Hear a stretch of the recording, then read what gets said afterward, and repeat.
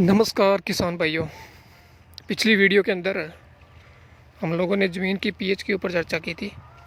अगर किसी किसान भाई ने वो वीडियो नहीं देखा है तो नीचे डिस्क्रिप्शन के अंदर मैं आपको लिंक दे दूँगा, आप जाके वो वीडियो देख लीजिए। आज मैं बात करूँगा हरी खाद के ऊपर, ग्रीन मैन्योर के ऊपर। हर किसी किसान भाई को हर साल हरी खाद, ग्रीन मैन्योर को अपने खेत के अंदर ज़रूर बिजाई करनी चाहिए। हरी खाद के अंदर जो नाइट्रोजन तत्व है उसकी जो उपलब्धता है जो बहुत ज़्यादा भरपूर मात्रा के अंदर पाया जाता है।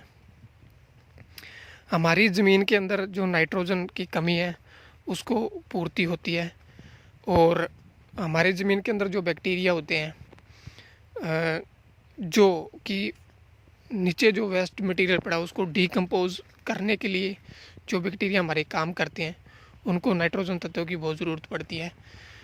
तो जब आप हरी खाद की बिजाई करके जब वो 2.5 से 3 फुट की हो जाए, उसके बाद आप जब उसको ज़मीन के अंदर कल्टीवेटर करके ज़मीन के अंदर दबा देते हैं तो उसके बाद जो बैक्टीरिया हमारे ज़मीन के अंदर है उनको एक खाने के तौर के ऊपर नाइट्रोजन, नेचुरल नाइट्रोजन मिलता है और वो अपना काम बहुत ही अच्छे तरीके से कर पाते हैं।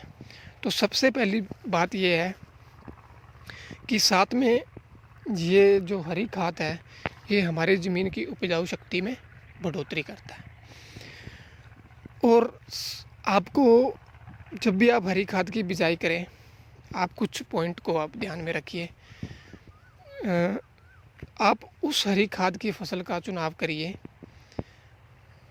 एक अच्छी हरी खाद वो मानी जाती है जिसको कम से कम खर्च के अंदर, कम टाइम के अंदर तैयार किया जा सके, जिसको सिंचाई की बहुत कम ज़रूरत पड़ती है और वो एक विपरीत परिस्थितियों के अंदर भी बढ़ने में, ग्रोथ होने में वो सहायक होती है।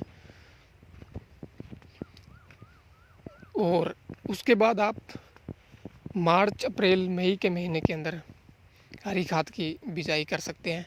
हरी खाद की बिजाई के लिए आप ढैंचा, मूंग, उड़द और जो फली की जो फसल है ग्वार, जंतर मंतर और बरसीम, आप इनकी बिजाई इन महीनों के अंदर कर सकते हैं।